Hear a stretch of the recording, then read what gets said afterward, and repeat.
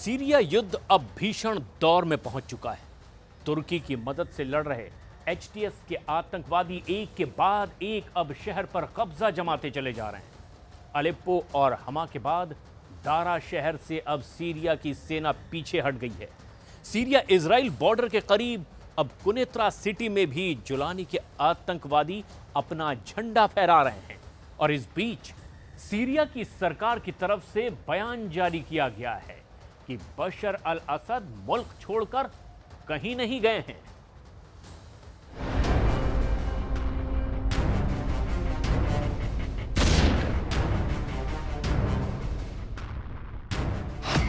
चार दिन में अलेप्पो,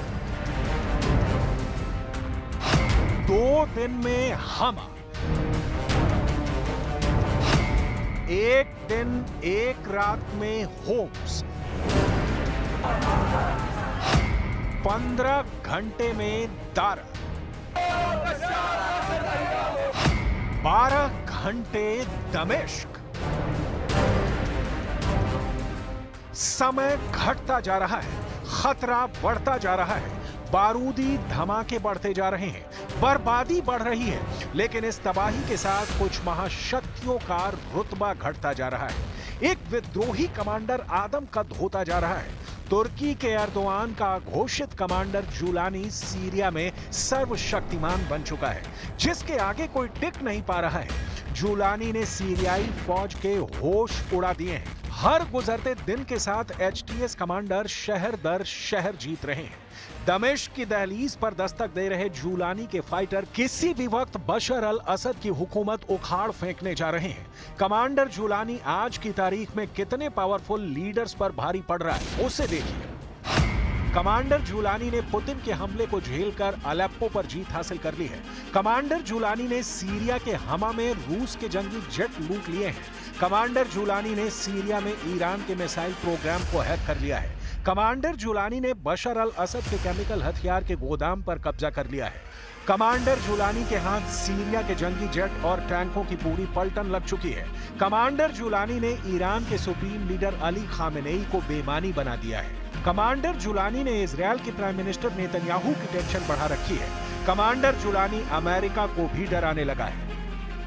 टेरर ग्रुप एचटीएस का सरगना सीरिया को जीतने के करीब है। डबल फ्रंट से एचटीएस लड़ाके दमिश्क की तरफ कूच कर रहे हैं। असद के कमांडर भाग रहे हैं। कोई ईरान में शरण ले रहा है, कोई लेबनान में पनाह मांग रहा है। सीरिया के राष्ट्रपति जिन्हें तानाशाह का तमगा दिया जाता है, उनकी भी जान खतरे में जताई जा रही है, क्योंकि बशर को जल्द से जल्द सीरिया से दूर भाग जाने की नसीहतें दी जाने लगी हैं। उधर तुर्की के राष्ट्रपति एर्दोआन ने क्लियर कर दिया है कि उनका फुल सपोर्ट विद्रोही लड़ाकों को मिलता रहेगा। एर्दोआन का मंसूबा दमिश्क पर कमांडर जुलानी की बादशाहत कायम करने का है।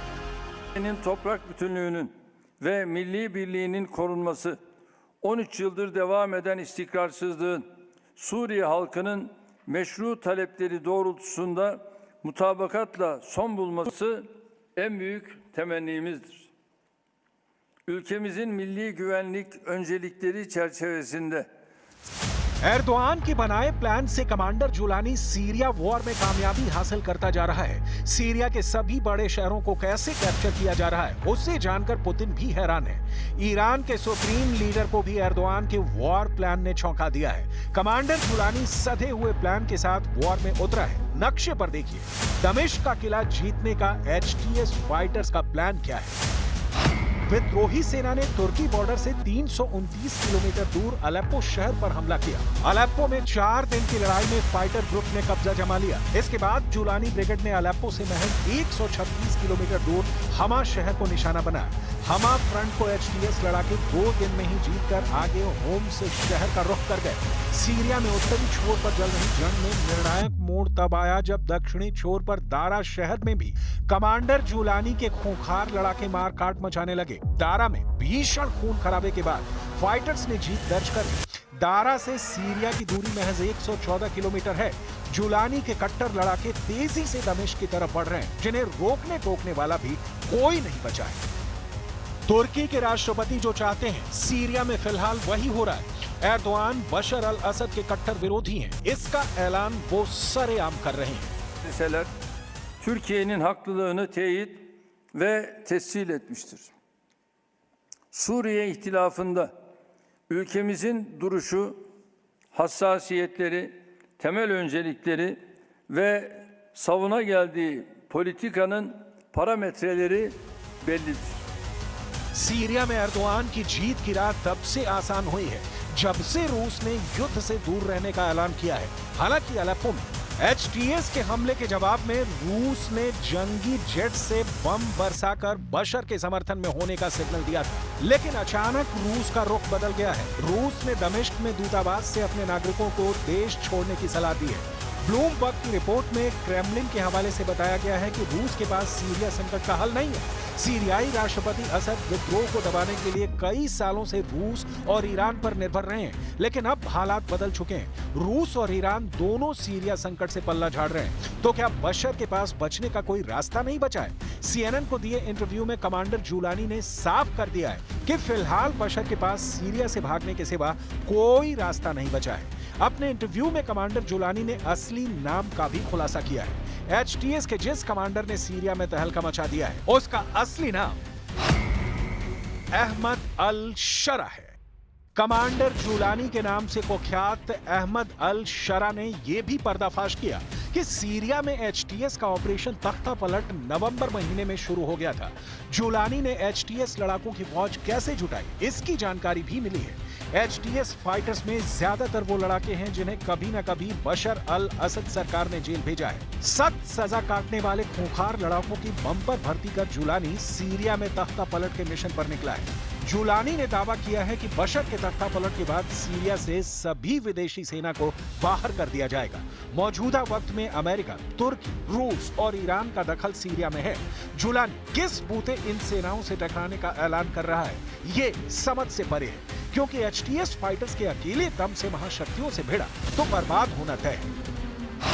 मीडिया रिपोर्ट्स के मुताबिक साल 2017 तक एचटीएस लड़ाकों की गिनती 31,000 थी। 2018 में फाइटर ग्रुप में सिर्फ 15,000 लड़ाके बचे थे। साल 2020 आते आते जुलानी ब्रिगेड की संख्या 12,000 थी। साल 2022 में ये फिर से 15,000 के आंकड़े तक पहुंच गए। 2024 में कमांडर जुलानी कितने लड़ाकों के साथ युद्ध लड़ रहा है, इसका पता किसी को नहीं। हालांकि कुछ हजार विद्रोहियों ने बशर अल असद की 1,70,000 सैनिकों की फौज को घुटने पर ला दिया है, जिसकी वजह से अरब वर्ल्ड में भी बशर के खिलाफ आवाजें सुनाई देने लगी है। कतर के प्रधानमंत्री ने सीरिया युद्ध संकट का जिम्मेदार बशर अल असद को ठहराया है।